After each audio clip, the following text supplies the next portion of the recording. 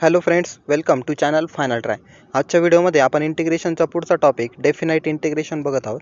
त्याचा आता video number 2 आहे. आपला क्वेश्चन नंबर 2 बघत आहोत. त्यावेळेला आपल्याला आता मागच्या वेळेस किंवा याच्या अगोदर देखील आपण बघितलं होतं. डेफिनाइट इंटिग्रेशनमध्ये आपल्याला दोन लिमिट दिलेले असतात, एक अप्पर लिमिट आणि एक लोअर लिमिट. त्याला आपण नाव दिलेलं आहे. वरच्या लिमिटला आपण अप्पर लिमिट म्हणतो, खालच्या लिमिटला आपण लोअर लिमिट म्हणतो. आता ह्या क्वेश्चनमध्ये काय दिले आपण बघूया. जो काही क्वेश्चन दिलेला असतो त्याला आपण लेट आय इक्वल्स टू, आपली नेहमीची स्टेप आहे, let I equals to assume करून घेतो.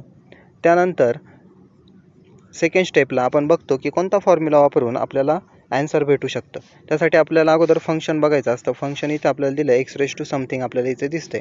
मग त्यानुसार माझ्या लक्षात आलं की आपल्याकडे formula integration of x raise to एनचा.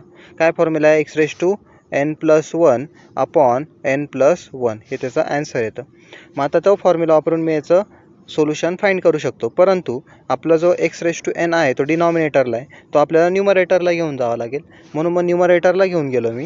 न्यूमरेटरला गेल्यामुळे प्लस होता, इथे प्लस होता, वरती गेल्यामुळे इथं मायनस झाला, रेस टू मायनस. त्यामुळे मी इथं हे ट्रान्सफॉर्मेशन केलं आहे किंवा काहीतरी चेंज केलं आहे त्या फॉर्म्युल्याच्या फॉर्ममध्ये आणण्यासाठी. कोणता फॉर्म्युला? आपला एक्स रेस टू एन.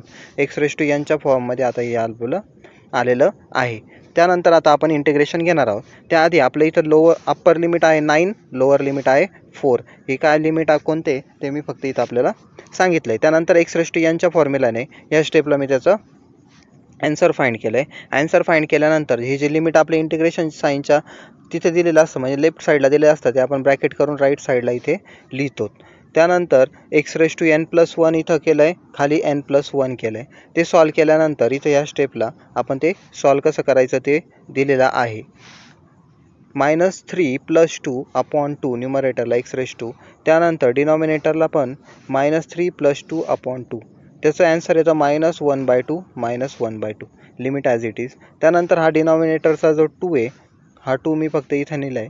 हा 2 आपला इथे आला आहे. X raise to -1/2 as it is. Limit 9 to 4. त्यानंतर हा मायनस होता, तो डिनॉमिनेटरला गेल्यानंतर प्लस झाला या स्टेपला. लिमिट आपल्या ॲज इट इज. आणि तो जो -2 आहे तो फक्त मी कॉमन काढला आहे किंवा ब्रॅकेटच्या बाहेर लिहिला आहे. हा -2 ब्रॅकेटच्या बाहेर लिहिला आहे. त्यानंतर आता एक्स रेस टू 1/2 म्हणजेच आपण ते √2 लिहू शकतो. जर रेस टू 1/2 असेल तर त्याची व्हॅल्यू काय होते? हाफ होते. रूटमध्ये घेतलं तरी त्याची व्हॅल्यू हाफ होते, म्हणून मी ते रूटमध्ये लिहिले. त्यानंतर upper limit minus lower limit. Limit दिलेलं असतं डेफिनाइट इंटिग्रेशनमध्ये. त्याच्यासाठी आपण काय करतो? Upper limit minus lower limit. एकदा अप्पर लिमिट लिहायचं आणि एकदा लोअर लिमिट, आणि दोघांचं काय करायचं? सबस्ट्रॅक्शन करायचं. पण कुठे लिहायचं ते? एक्सच्या जागी. कुठं एक्स आहे आपला? बघा इथं एक्स आहे. मग एक्सच्या जागी एकदा अप्पर लिमिट मी टाकणार. कुठं टाकलं आहे? बघा अप्पर लिमिट इथं टाकलं आहे 9. त्यानंतर एकदा लोअर लिमिट टाकलं आहे आणि मध्ये मायनस साईन, मध्ये नेहमी मायनसच घ्यायचं.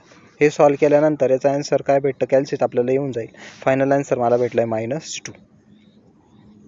-2 इंटू इथं मी त्या व्हॅल्यू पुट केलं आहे.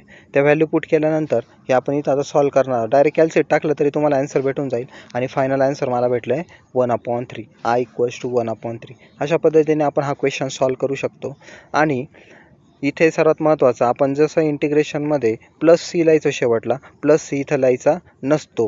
जे आन्सर आलं ते आपलं फायनल ॲन्सर असतं. +c लिहिण्याची इथं डेफिनाइट इंटिग्रेशनमध्ये गरज नसते. डेफिनाइट इंटिग्रेशनचा क्वेश्चन कसा ओळखतो आपण?